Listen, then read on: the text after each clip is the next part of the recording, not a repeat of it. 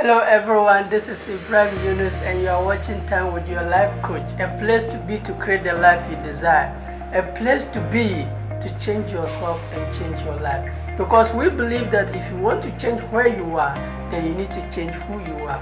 Because if you change who you are, where you are will surely change. Today our topic is a topic I'm very passionate about, and the topic is on 5 steps you can influence others. 5 ways you can influence others. Because the truth is that if you don't influence others, you will be influenced.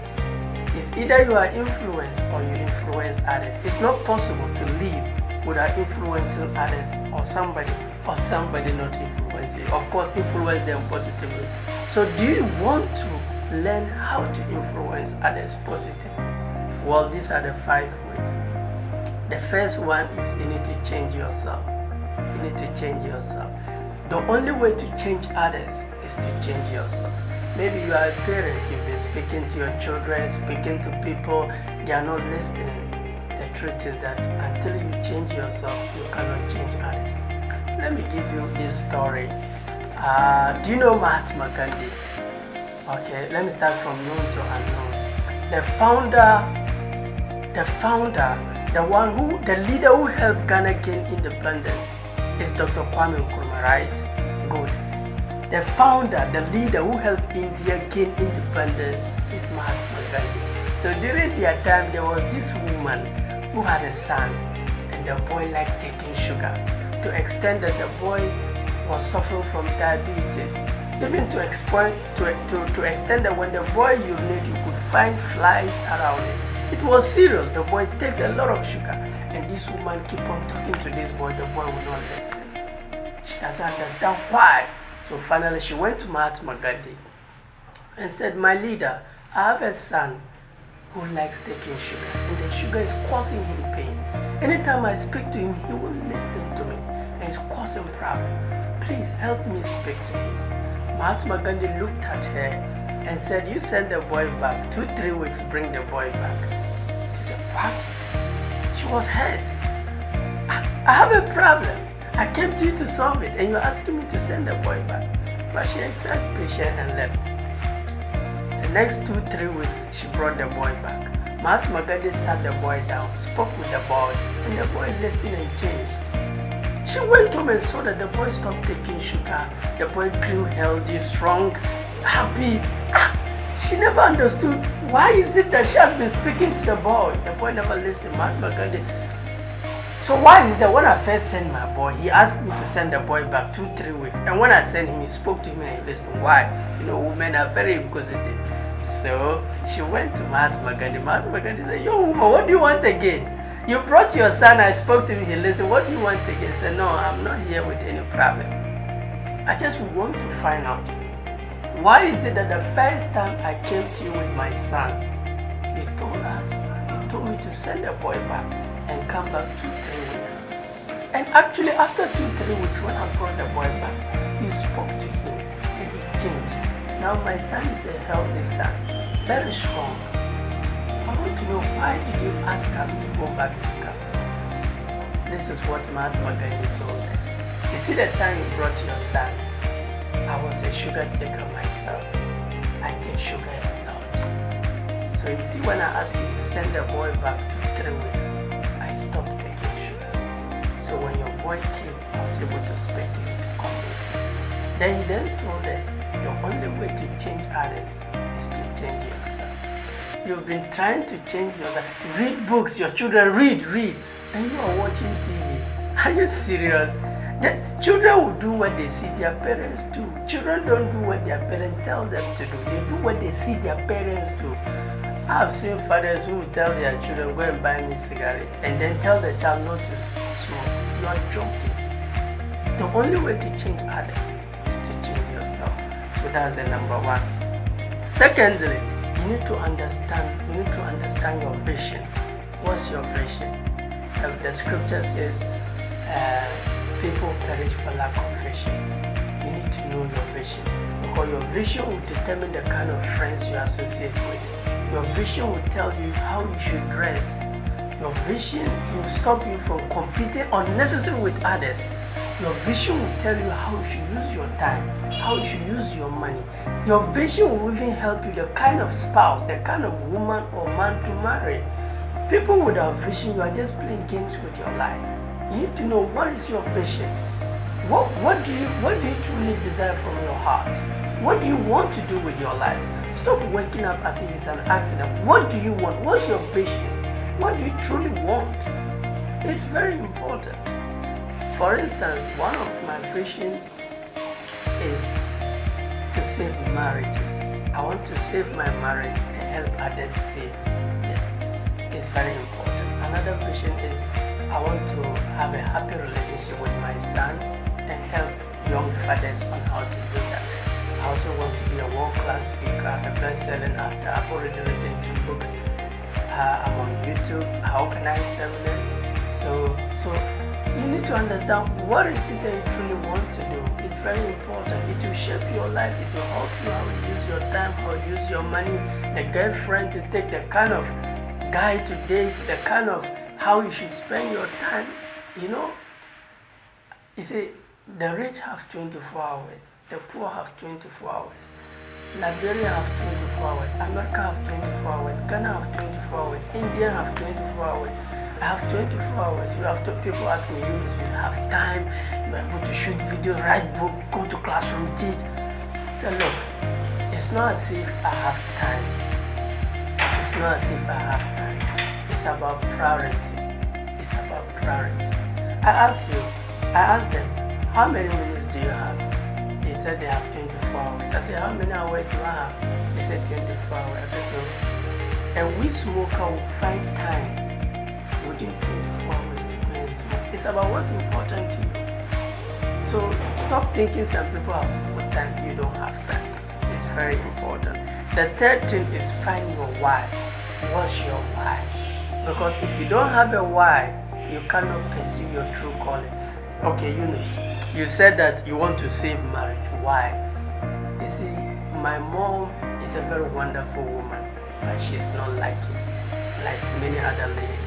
She married thrice, divorced thrice. She has 3 male children. The elder became a drunkard. The younger is a weed smoker. I am the only surviving one. So I will do anything to save my marriage. I don't want my children to end up like that. So that is my why. I know what it costs without a home. One time my elder brother asked me, Yunus, have you ever felt a home before? I said, what do you mean? That anytime I visit my dad, I visit a house. Anytime I visit my mom, I visit a house. Then I realized the home is where the mother and father are together. I want to give children what I never had. I've never seen my mom and my dad in that. I've never seen that. I want my son to have that. So that is my why. You say you want to have a happy relationship with your son. Why? You see, I don't like the relationship I have with my dad. My dad has been to abroad for 29 years. I grew up without a father figure in my life. Though now when he comes, we sit to talk, but we only greet. Anytime I go to him, we talk like strangers. We just greet. That fatherly relationship is not there. It's like we are strangers. I don't want to have that with my son. So the reason why I want to have a happy relationship with my son and help others save that is because I don't want that kind of relationship I have with my dad. I love him, he's a supportive father, he's good, but I don't like the relationship I have with him. Well, when I'm sitting with my dad, it's all about greeting. We are like strangers. We can't talk anything, no. Because I grew up with him. I don't want my son. So that is one of my visions. So you need to find your why. So after you find out your why, now the next is, how do you intend to do that? How do you intend to help people? Is it through music? Is it through dancing? Is it through football? For me, it's through writing books. It's through shooting YouTube episodes. It's through organizing seminars. That is, so after you find out your why, what is the medium through which you can help? Is it through what? Through what? Find it and invest in that area. It's very important. It's very important. And after you've done that, the next is you need to seek for wisdom.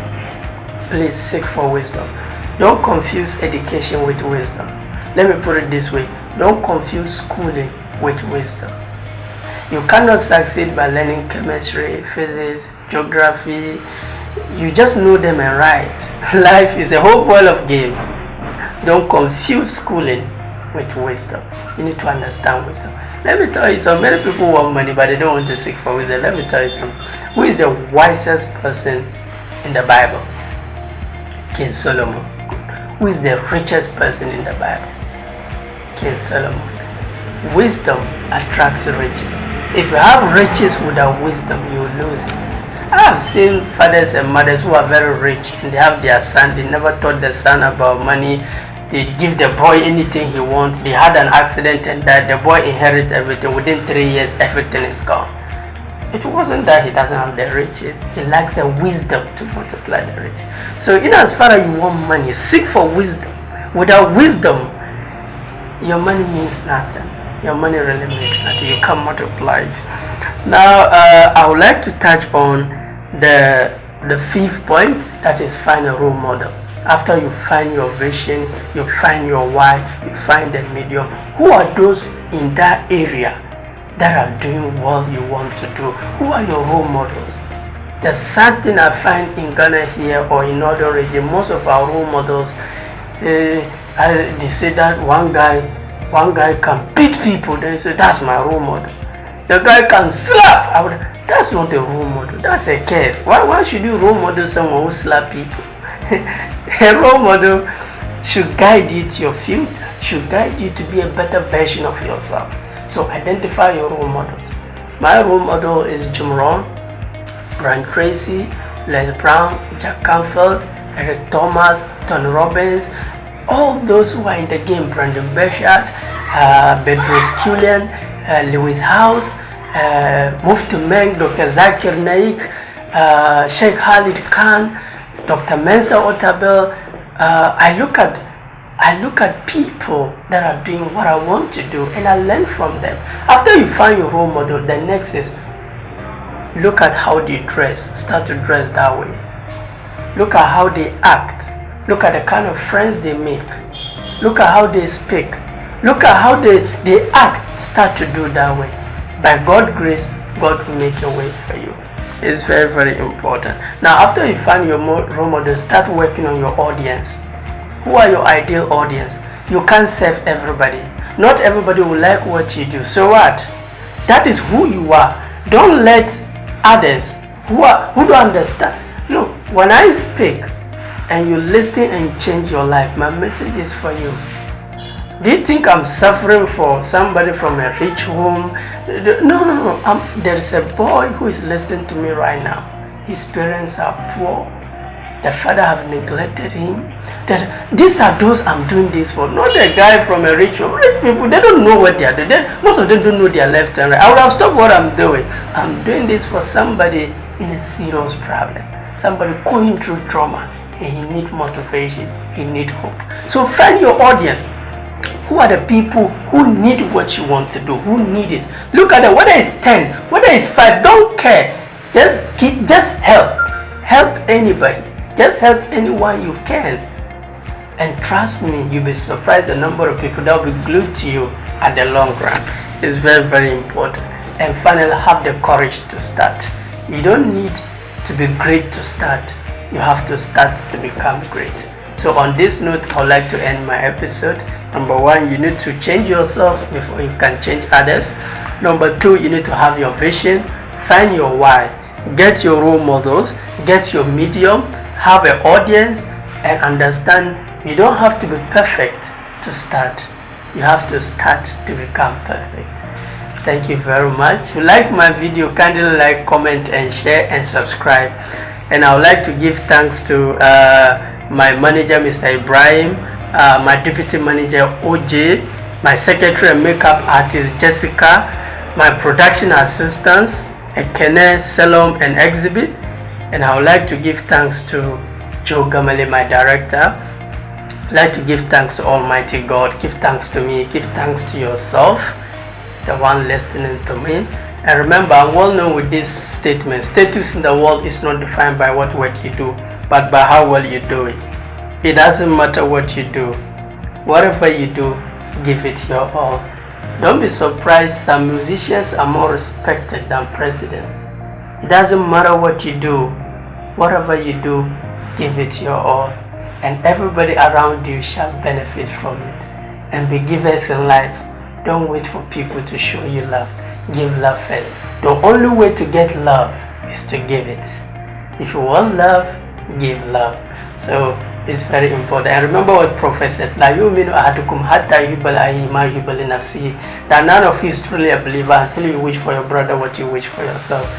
Myself, the entire team, crew, we wish ourselves the best and wish you the best. God bless you. God bless you.